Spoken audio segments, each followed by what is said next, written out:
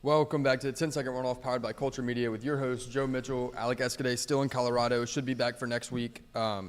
Producer Magic Mikey Shiaza behind the camera. We here. There he is back there. Hey, man, we're in week 4, closing out the first third of the college football season. Typically, you wait till late October, early November, and then you get some like great bangers of games. The season gets really exciting. We're getting them in September. We have 6 top 25 games this weekend, so we'll be getting into that and covering all of those here shortly. If you're here, please sub. What? Oh, nothing. Okay. If you're here, please subscribe to the channel. We got all kind of stuff that we're looking to do. Really trying to grow on YouTube specifically. Appreciate the love on Instagram. It's been awesome. Trying to transfer all that to YouTube. So if you're here, sub, send it to a friend, all that. Let's get into the games. Number 1, Georgia versus UAB. Georgia's a 41.5-point favorite. We have too many good games this weekend to focus on games like this. So, look, I think Georgia's going to go out there, going to obliterate UAB. I talked about it on Instagram a lot this week. Let's see, what am I trying to say here? The overreaction to Georgia's struggles in the first half last week is ridiculous. Georgia's going to be just fine. Ladd McConkey's hurt. They have a plethora of running backs in the backfield that are hurt. Whenever they get healthy, considering what they're doing already, whenever they get healthy, they're a solid number 1 in college football. So let's everybody pump the brakes on freaking out about Georgia. They're a really, really good team. Very likely going to find themselves in the playoffs again and going to demolish UAB this weekend. Number 2, Michigan versus Rutgers. Michigan is a 24.5-point favorite. This one's, I don't want to say it's tricky. Michigan's going to win. Michigan's going to win by 2-3 possessions, in my opinion. Michigan's the far and away much better team. But Rutgers is 3-0 and playing really well right now. Thoughts? Yeah, I mean, we were just talking about it before recording. I wasn't even fully aware of that, but you said Rutgers was doing pretty good this year. And, you know, being from New Jersey, being around Rutgers a lot, it kind of shocks me a little bit. But, you know, I wanted to put them as a lock this week. I wanted to put it as a lock, but you were saying no. Well, you can't get good enough odds on it. You can't get good enough odds, and I can't tease it down low enough to where I feel comfortable locking it. Yeah, of course, I'd take Michigan money line, but then that's plus 1,000 odds or whatever it is. Like, there's no point in doing that. Yeah, Michigan's going to win, but I think this is one that you're going to see the score at the end of the first quarter and be like, what the hell is going on up there? And it's just they're going to run away. They're going to win it by 3. I think 3 possessions. I feel comfortable saying that. Number 3, Texas at Baylor. This is another one that you wanted to lock. It was. Baylor scares me, man. They're bad. They're a bad team, but they find ways to stay in games that they shouldn't be in. We locked Utah. We locked Utah again. What was that, week 2? Yeah, week 2. Yeah. We locked Utah. I don't remember the exact spread, the alternate spread we used, but we had the backdoor cover late. So, I mean, Baylor almost won that game. They almost beat Utah in week 2. They're a bad team. Just honestly, they're not a great team this year, but they're competitive. And after how sluggish Texas was in those first three quarters last week against Wyoming, I don't like putting money on this one. At least an alternate spread. Again, money line, absolutely. Yeah. Give me Texas all day, but the fact that the spread's only at 14.5 when you can look at Michigan and it's 24.5 and Georgia and it's 41.5, little concerned there. Not about Texas winning or losing. They're going to win, but not putting money on that one. Number 4, Florida State at Clemson. Okay, not a top 25 matchup because, crazily enough, Clemson's not in the top 25 right now because of their loss to Duke in week 1. But they dominated last week, and this is a game you got to watch. Florida State, really good team. 2-point win over Boston College last week. They're ranked number 4 in the country. They're only a 2.5-point favorite. Let's put them on upset alert. Here. Does that mean I'm predicting Clemson to win? No, not necessarily. That's not what I'm saying. But they have some things to figure out here. A lot of people are saying Florida State's just going to go in and dominate at Clemson, and I think that's a wild take. What do you think? I mean, yeah, I agree. I think it's going to be a tough game. I think Clemson is just one of those environments, even when they're not having a great season like the fans are used to. I think for a game like this, Clemson fans will definitely show up and show out. So that's going to make it really difficult for Florida State. And, I think they're going to win. I do, but I wouldn't be shocked if come Sunday morning I look back at the score and they lost. Like, I wouldn't be shocked if Clemson won, but I do think Florida State will win. Yeah, here's the thing with Clemson, right? You look at their loss to Duke in week 1, and everybody says they got manhandled by Duke. Duke beat the hell out of them. I don't necessarily disagree. I don't necessarily agree. On the scoreboard, yeah. It looked that way. But the problem was Clemson shot themselves in the foot on the goal line. They fumbled on the goal line. They missed a field goal. There's lots of things there that 2 or 3 plays go differently. It's a much different game. I think some of that can be to the inexperience of Cade Klubnik at the time. He hasn't played as well as they would have liked to see him play this year. So I'd like to see him make the turn there. But I think they're Cade Klubnik away from being really good. I think the rest of their team is still, you know what I mean? Will Shipley, no joke, at running back. I think because we're having this conversation about Cade Klubnik, and we were having this conversation about DJ last year, DJ Uiagalelei, who's playing really well at Oregon State right now, there could be questions about Dabo, but again, a legendary coach who hasn't won less than 10 games since 2012, I want to say. So, man, I think this game is dependent on can Cade Klubnik go out and be who they expected him to be and not who he has been the last 3 weeks. If he can do that, and if he can be successful against this Florida State team, they're absolutely in the mix, and I think that's why the line's only 2.5. Now, Florida State, after surviving that 2.5-point win last week against Boston College and that scare of a game, Jordan Travis got hurt. He came back. I expect a big game from Keon Coleman, Johnny Wilson. Trey Benson should be solid this week. I don't know. My instinct is to take Florida State to cover comfortably because of what I've seen so far, but knowing who Clemson is and who they can be and how they lost, they lost because of fixable issues, and they have all the potential in the world still. So I'm going to take Florida State. But this is a heavy, heavy upset alert. I would not be shocked if Clemson won. Right. And going back to what you were saying before, Dabo has won 10 games every year since 2011. Since 2011. So I was 1 year off, but, whatever. Let's see. Number 5, USC. USC was on a bye last week. They're at Arizona State this weekend, a 35.5-point favorite. This is the night game, 9:30 p.m. Central Standard Time. This is gonna get ugly. Mark, if you're watching, this is gonna be a really fun day for you. USC is gonna put up 900,000 points. Caleb Williams is gonna have a day. One thing to watch though, do they have a run defense? Now, against Arizona State, it's not going to be as important, and that you're not going to find out as much about the team in that regard against Arizona State. But the point is, fixing some things moving forward, they have to address their run defense. I think that is the biggest struggle for them. Moving forward, that's the main goal they have to fix, in my opinion, to be a true competitor down the stretch. All right, getting into our first top 25. Like I said, we have 6 of them. But getting into our first top 25 matchup of the week, number 6, Ohio State at number 9, Notre Dame. Ohio State's a 3.5-point favorite. You have anything before I get into this on this game?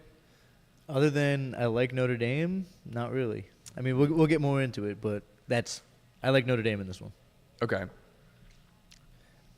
We're putting them on upset alert here. I'm not saying who I'm going with yet because I truly think this is a toss-up. I think this is a 50-50 game. It could go either way, in my opinion. If you look at the game last year, 21-10, Ohio State won it in week 1. Notre Dame was up at half with Tyler Buckner at quarterback. And Aldrich Estime wasn't the leading rusher. I think their leading rusher only had 26 yards in last year's game. Well, this is a new Notre Dame team.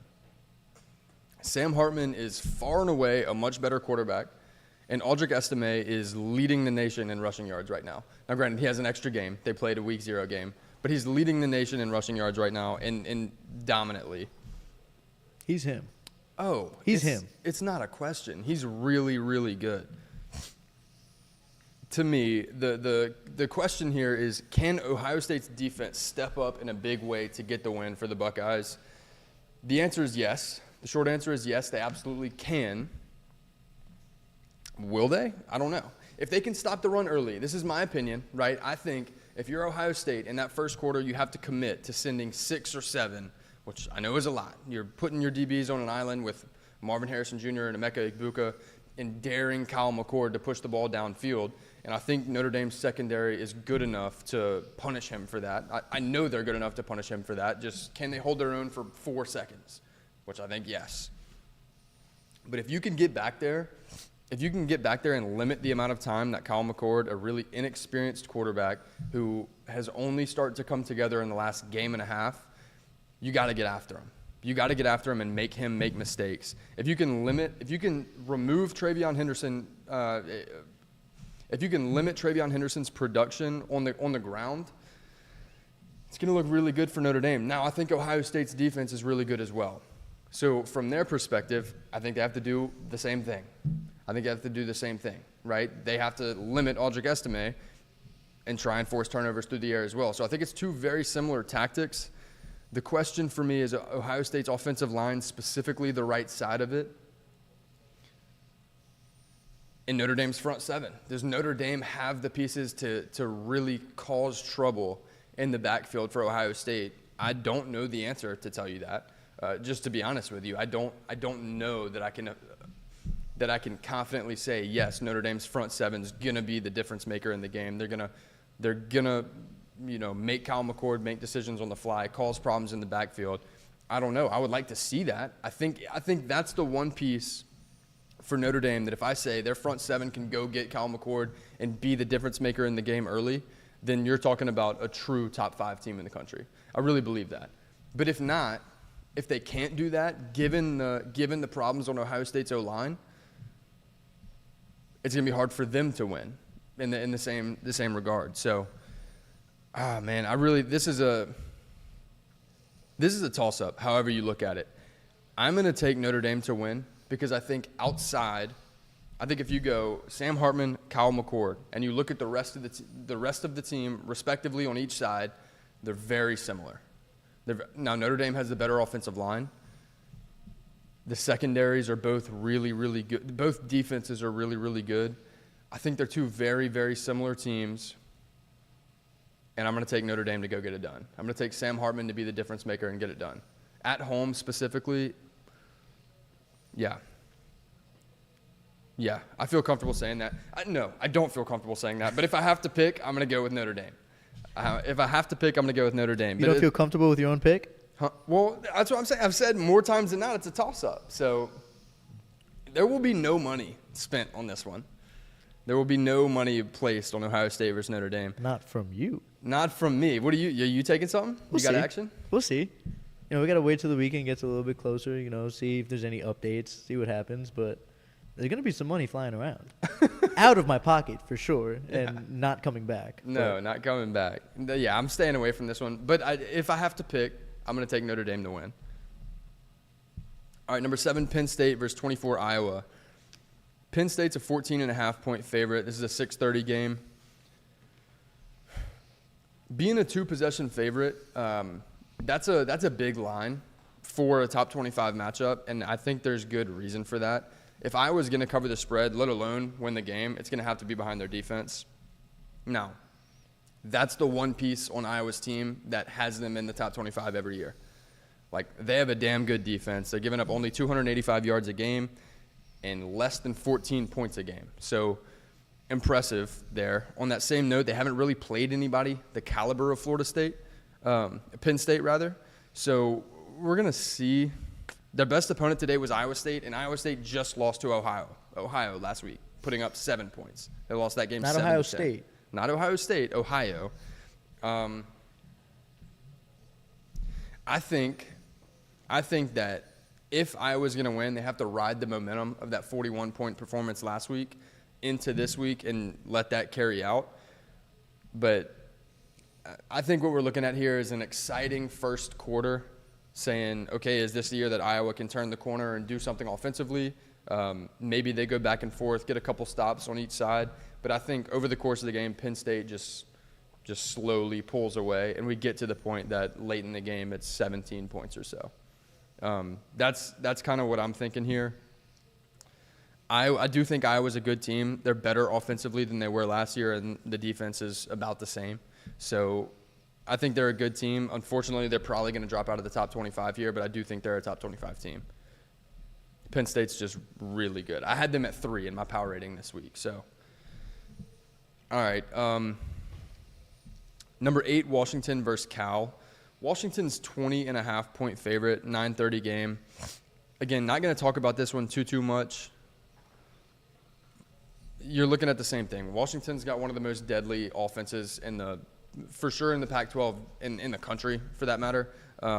Michael Penix Jr. is insane. They have a true 1-2-3 punch at wide receiver right now. So Washington's gonna. I honestly think they cover this spread of 20.5, but we don't bet spreads. We bet alternate spreads and we tease them down.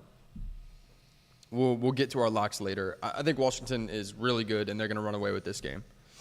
All right, number 10, Oregon versus 19, Colorado.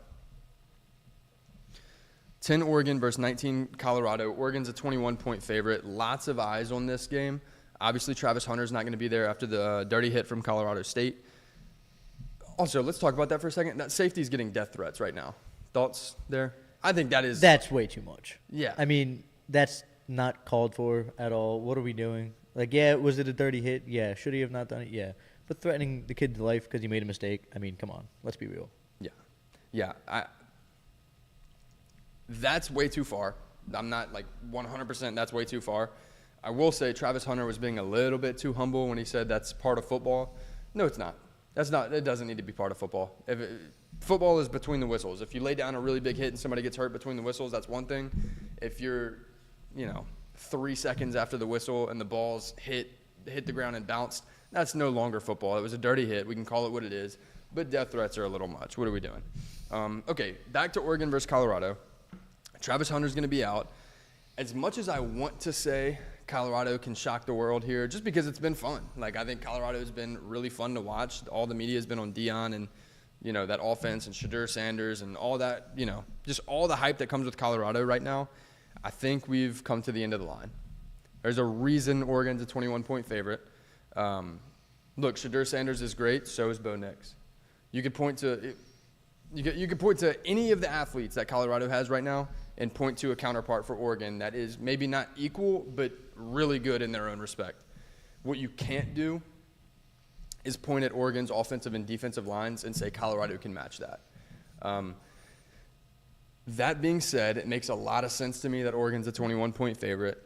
I think they're going to run the hell out of the ball with Bucky Irving and Noah Whittington. And honestly, they don't need to. Like, they really don't need to. They could just be confident and go out there and say Bo Nix is going to throw for 300 yards and we're going to have a big day through the air. But given the disparity between the offensive and defensive lines for Colorado, they're just going to run the hell out of the ball. Bucky Irving's going to have a huge day. Both of them, I believe, are going to have a really big day. I wouldn't be shocked to see both of them cross 100 yards. After seeing what Colorado State did to them in the trenches, Oregon's going to take big advantage of that. I think if I wanted to tease this down a little bit, I'd feel really comfortable getting Oregon minus 13.5. We didn't lock that, but I would feel really comfortable taking that. That feels good. All right, 11 Utah versus 22 UCLA. Another one that we're going to go ahead and put on upset alert here. Utah's on upset alert. Now, they are going to get Cam Rising back. I would expect at least UCLA's preparing as if Cam Rising is going to play. UCLA can win this game. UCLA can win this game. That's why we're putting Utah on upset alert, obviously. Chip Kelly's a great coach. They've done a really nice job of breaking in Dante Moore, the freshman.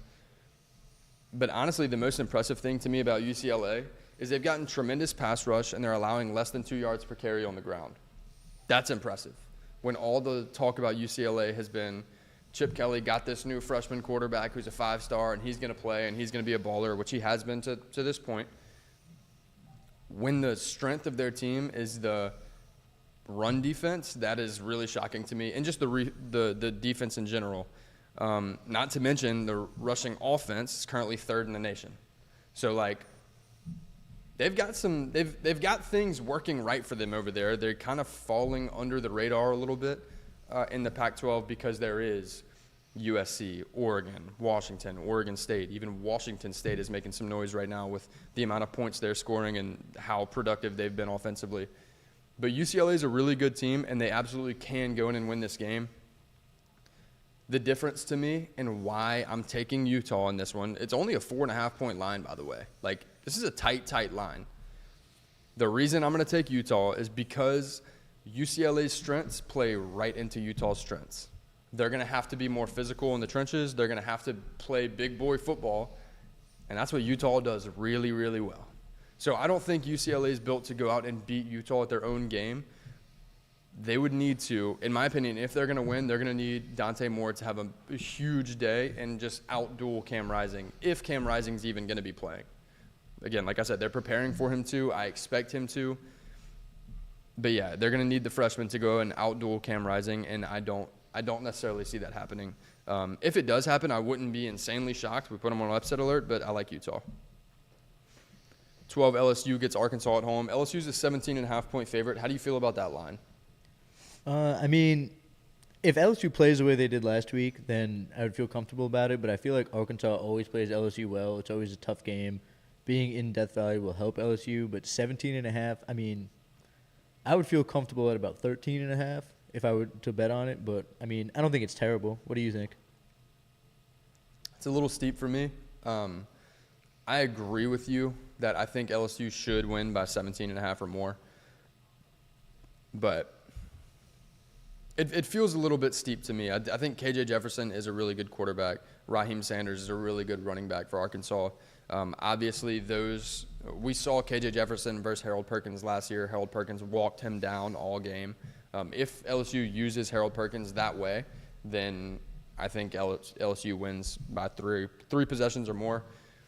And then again, Raheem Sanders is a really good running back, but I think with the way LSU, or with the linebackers that LSU put on the field last week, they looked like an entirely different team. With Whit Weeks playing and Greg Penn playing, the run defense was there, and it was really, really impressive. They looked like a different defense to me, especially with what they did to Will Rogers. So if that can carry over into this Arkansas game, then I would like them to cover. But honestly, with how LSU has played through week 1, week 2, week 3, I don't know what to expect. I do expect them to win, but I don't know by what margin. So I like LSU money line, but I wouldn't bet the spread here. That being said, Arkansas just lost to BYU. But then again, I feel like even if Arkansas is having a really bad year, it's an SEC matchup against LSU. I feel like they'll always take that a little more seriously. How much that'll help, I don't know. But I feel like they're going to take this game a lot more serious than they did BYU, especially that being a wake-up call. Yeah, I don't know what kind of fire they have lit under them right now, too. Look, if you're just looking at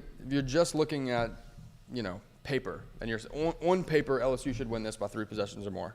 I like the line. I think 17.5 is fair. I don't know if I like LSU to come out and give you the same effort they did last week. If they do, great. This line's super fair, and they should win by 18 or more. All right. Top 15 matchup, number 13, Alabama, hosts 15, Ole Miss. Alabama's a 7-point favorite. Alabama's on upset alert. You have anything? I mean, I like it. Ole Miss is a really good team this year, and Alabama still has a lot to figure out. So, I mean, yeah, it's tough because, like we were talking about with Alabama last week, they're still Alabama. They're still the most talented team in the country. They just need to figure it out and put it together. And I think if they figure it out and put it together, they're one of the top teams in the country. But until they prove that, until they do get it together in the well-oiled machine like they always are, I wouldn't be shocked if they drop this one. Yeah, I wouldn't necessarily be shocked either, but I don't expect them to. No, I expect them to win. It's same thing as before, but if you look at the final score and they won, I mean, I would be less surprised if Ole Miss won. I would just be like, oh, wow, good game. Like, I wouldn't be surprised if that happened. But I don't expect it to, if that makes any sense. Yeah, it absolutely does. I think obviously you give the quarterback nod to Ole Miss with Jackson Dart. And Jackson Dart isn't like a Heisman caliber quarterback. He's a good quarterback in his own right, but he's not an elite quarterback in terms of all of college football. Alabama's just struggling right now Jalen Milroe's obviously their guy. It wasn't Tyler Buckner. It's not Ty Simpson. It's Jalen Milroe. Can he come in and be confident as the starter, or does he still feel like he could be pulled at any moment?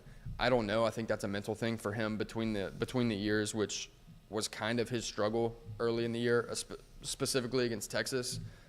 Just two really bad reads throwing in the double coverage. Both times he threw interceptions. He also threw touchdowns that were taken off the board. One of them was tipped and probably could have been picked as well. So I'm giving the quarterback nod to Ole Miss, no doubt about it. I think at running back they're very similar with Quinshon Judkins, Jace McClendon. So the problem with Ole Miss, and the reason I think Ole Miss very well could win this game, but the problem I have with them is they really struggle to block. And with a guy like Quinshon Judkins and a solid quarterback like Jackson Dart behind the line, you got to be able to block for them. If those are your two strongest pieces and your weak point is the offensive line, Alabama could take advantage of that. They can go get home. Can they be disciplined? I don't know. We didn't see them do that in week 2. We saw them really struggle against USF.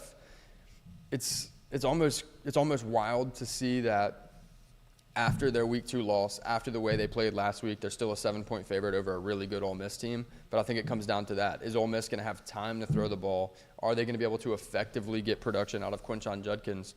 Or is Alabama's front seven going to be the difference maker? And honestly, I think it is. I like Alabama. I'm going to stay away from the line here, but I do like Alabama money line. I think it's going to be a close game, probably an ugly game, but I do like Alabama to win. Anything you disagree? No, I agree with that. 100%. Okay. 14 Oregon State at 21 Washington State. This one should be fun. Oregon State's got a really good defense, especially in the Pac-12. And Washington State's got a really good offense. They're putting up ridiculous offensive numbers. Cameron Ward has been playing out of his mind at quarterback for Washington State. Oregon State's only a 2.5-point favorite. I feel like that's a little bit disrespectful to Oregon State. DJ Uyunglele has been playing well. The defensive line's been playing really well. I like Oregon State. So we collaborate with Red Cup for our top 10 power ratings every week. Red Cup had Oregon State in their top 10. Number 10. Number 10. They had them at number 10 in their power 10. ratings. And I wasn't really mad about that. I think they're a really solid team all around. I don't think they're capable. I don't think they're good enough to go make the playoffs or win the Pac-12, or I don't think they're quite there, but they're just a tier below that. They're really good. And Washington State is more so surprising than anything. This isn't what we expected out of Washington State this year. We saw them beat Wisconsin, but Wisconsin's going through a coaching change. There's a lot of turnover over there. I think Washington State can play really well and still lose by 10 or 14. I think Oregon State's just that good. I like Oregon State to cover this spread comfortably. Do you? No, I agree. And Red Cup, like you said, Red Cup had them at 10, and no one else seemed to disagree with them because the comments were all talking about other things like USC and stuff like that, but no one was really talking about Oregon State being at 10. Yeah. And I remember when we were putting it together, I saw that, and it raised my eyebrow for a second. I was like, oh, that's odd. Like they haven't been up here yet. But the more I think about it, the more I kind of agree with it. Yeah. Not saying I would put them in the top 10, but they're definitely up there for sure. Right. Especially if they win this one. Yeah, I agree.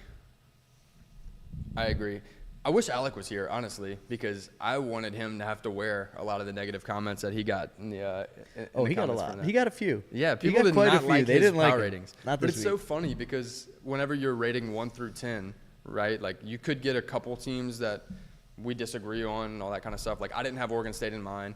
Alec had LSU in his. I didn't have that. But there's really only 2 or 3 teams that float around, and then the rest are similar.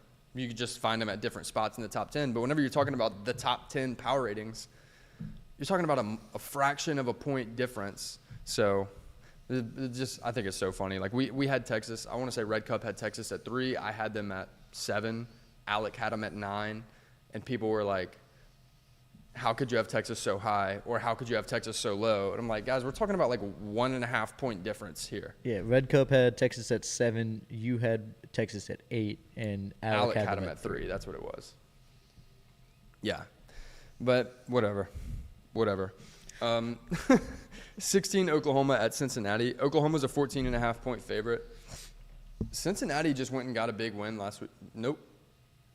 Is that what happened? What did Cincinnati do last week? Hold on, give me a second, because they're not ranked, so we didn't cover it. Cincinnati. They lost last week, did they not? I got you. They lost to Miami, Ohio. I was thinking about their game. Their game was surprising. In overtime, too. Yeah, their game was surprising because they lost to Miami, Ohio. That's off the top of my head. I was like, I think they got a big win. Nope, they had a really bad loss to Miami, Ohio, who we saw Miami beat down in week 1. Oklahoma's a really good team. I hate this line at 14.5. I think Oklahoma's going to blow Cincinnati out the water, to be honest with you. Dylan Gabriel's really good. I listed off his stat line in the first show this week. And like I said, ESPN's FPI has Oklahoma at 2. I wouldn't be shocked to see Oklahoma get a big win here and move far up in the rankings. I could see them inside. They're 16 right now. I could see them sitting 12 or 13 next week. This is a really good team that's got to start getting the respect they deserve. I believe right now Oklahoma has the best odds to win the Big 12. And mind you, Texas is ranked 3 in the same conference. So why Oklahoma's sitting at 16 with as good as they've been to date is crazy to me. They're getting way too much disrespect. I like them to win by 24 or more. I'd set this line 10 points higher. We'll see how it plays. We didn't lock them, but we'll see how this one plays out. So I just pulled it up. As of right now, Texas sits at -125 for the Big 12, and Oklahoma's at +225. -125. Okay, so Oklahoma's +225. So you're looking at the sports book, obviously. So Yeah. I said odds. That would be the correct term for you there. But when you're looking at ESPN's FPI, Oklahoma has the best percentage to win. What I was trying to get at. But even still, -125 to +225, and then third is Kansas State at +800. So I mean, that's pretty tight. Yeah. Yeah, and Oklahoma actually in all of college football has the second best percentage to get to the college football playoffs. I mean, that would imply that they beat Texas at least once, probably twice. So interesting. Yeah, it's really interesting. This line at -14.5 really shocks me here. I think they win, like I said, 24 or so. 17 UNC at Pitt. North Carolina's a 7.5 point favorite. I don't think that's crazy, actually. North Carolina's been really underwhelming this year, unfortunately. Drake May is a name we haven't heard much of whenever we're talking about Heisman conversation anymore, which is super unfortunate because I truly think he's the second best quarterback in college football, but we stopped talking about him. They've been, like I said, just underwhelming. I feel like as the UNC hype died out, the Colorado hype started to pick up, so we kind of just replaced him with Shedeur Sanders in that conversation. Yeah, they had a big win over South Carolina in week 1, and everybody's like, North Carolina might be real. And then they struggled against App State, and just kind of doing what they do, doing that same UNC dance where they struggle in defense and less than stellar offensively, but good quarterback play. So I'm not mad at this line at 7.5. I do expect North Carolina to win, but Pitt and West Virginia was a decent game last week. I'm going to go North Carolina, but I wouldn't be shocked if North Carolina's on upset alert, straight up. I wouldn't be shocked if Pitt won. Are we adding that? We don't have to add it to the graphic, but we're adding it. You want to? They're on upset alert. All right. We're putting it out there. Cool. 18 Duke at Connecticut. Duke's a 21.5 point favorite. Duke's been playing really well. Again, these last couple games we don't have to get super in depth on. Duke's been playing really well. Their quarterback's been playing well. Obviously, they're still riding the high of that week 1 win over Clemson, undefeated at this point. What's interesting about Duke is, I wish I hadn't started talking about them yet and just opened with this question. Who's your favorite to win the ACC right now? To win the ACC? Yeah. We Florida State. Okay. Let's pretend Florida State's out the picture. Who's your favorite to win the ACC? Duke. Actually, I mean, would that be? I'm blanking. Who else would be in the conversation? I mean, so you could go Clemson, Miami, Louisville. Like, there's a couple teams. North Carolina. Maybe North Carolina then, but they would have to get it together because. Would you, if we weren't already talking about Duke, would you really put Duke at 2? Probably not, but you put the thought in my head, and now I can't get it out. Yeah. So that's kind of what I'm getting at is I think Duke's been really disrespected so far. Like, I know earlier when I was talking about Clemson, I said there's three or four plays that could have changed the course of that game, and Duke may not have won it had those plays gone differently, but they did go that way, and on the scoreboard, Duke beat the crap out of them. But you ask 9 out of 10 people, and they'll say Clemson's got the next best odds to win the ACC, and Duke whooped up on them. And Miami's still in the conversation, and North Carolina's still in the conversation. Like, I think we need to start giving some more love to a couple of the teams over there and watching their season play out. If Duke goes out and whoops up on Connecticut, and as the rest of their schedule plays out, that would be kind of fun to see Duke in an ACC championship game. I do think Florida State's going to get there and win it, but having Duke there would be a good change of pace. Oh, yeah, and even Miami. It'd be fun to see Miami be good again. See the U in there for sure. Speaking of Miami, they're at Temple this week, and they're 23.5-point favorites. Tyler Van Dyke's been playing really, really well this year. I guess that shouldn't be shocking to me, but it's a little bit shocking to me considering how he played last year. Like, it feels like he's taken a really significant step up. I'm going to stay away from the line just because there's no reason for me to bet a 23.5-point line, but I think that's fair. I think that's fair. Miami is much, much better than Temple. If they just play a clean game, they'll win by three possessions or more. 23 Tennessee versus UTSA. Okay, so these next two teams, Tennessee and Florida, the last two games we'll talk about, obviously will both have players missing the first half because of the fight at the end of their game last week. Tennessee will have one player on defense suspended for the first half versus UTSA. They're still a 20.5-point favorite, and that is more than fair. This is one of the games we locked. I'll cover the locks in a second. But I think you see a fire lit under Tennessee because this is a team that was projected to finish second in the SEC East behind Georgia. And honestly, a lot of people were giving them a good shot to go beat Georgia at home this year. So it's not over for them by any means. They have a lot to fix, but they'll get Georgia at home here in a couple weeks. And if they can just be consistent and get their wins over South Carolina and over the remainder of the SEC East, Missouri and Vandy and all those teams, and just get clean wins over them, they can prepare for that Georgia game. And if they can win it, they're still right there in the mix because they'll be a one-loss SEC. They'll be an SEC East team with one conference loss, which if they beat Georgia, will also have one conference loss, and Tennessee will have the tiebreaker. So their season's not over. They need Florida to lose 2 conference games now. I think that's very much in the picture. They have to play Georgia. They have to play Florida and LSU. I'm sorry. I'm talking about Florida. They have to play Georgia and LSU still. So I think that's still very much in the picture. Tennessee's season's not over. They have to go out and play clean football. I think they win big this week. All right, 25 Florida versus Charlotte. Florida's a 27.5-point favorite. Again, Florida, Graham Mertz has been great for them.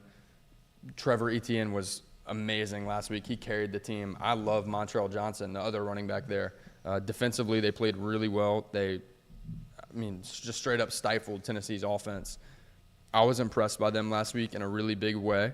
I was even impressed by them in week 1, outside of the disciplinary issues and just the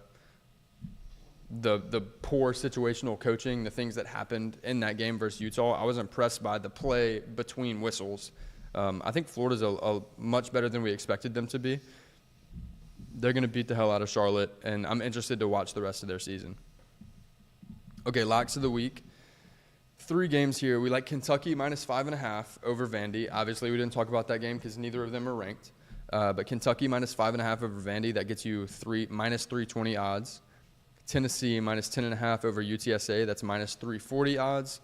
And then Washington minus 10.5 over Cal. That's minus 310 odds. Washington's odds over Cal the spread is 20.5. We dropped it down 10 points. We only got minus 310 odds. So, I think that's incredibly safe, and it's our lowest odds there. Washington's got one of the best offenses in the Pac-12 and one of the best offenses in the country. the leading passer in all of college football, and I mean they're damn good. If they don't win, if Washington minus 10.5 over Cal is the leg that misses, I'm gonna lose my mind. I'll lose it. You've already been kind of close to doing that a few times. Yeah, dude. I mean, the Colorado thing last week was so obnoxious. But You were regardless, hoping for a pick six in overtime. That's how obnoxious it was. yes, yes. Total odds here is plus 124. With all of these odds being more than minus 300 odds, I feel really, really good about that. Somebody just commented in here, can we get Alex picks before Friday so I can bet opposite his picks? Yeah, I'll get them. Maybe we'll put a graphic up. Cool. That's all we got for this week. Like I said, 6 top 25 matchups. We have that Clemson versus Florida State game, which isn't necessarily a top 25 matchup, but a really good game nonetheless. LSU versus Arkansas. Lots of games here. Please subscribe. Follow us on Instagram, Twitter, TikTok, all those things. We're putting out a lot of content. We're doing a better job clipping these up and getting them out in short form as well. So follow us in all those places. But this is the one place we're really, really trying to grow so we can monetize. Thank y'all.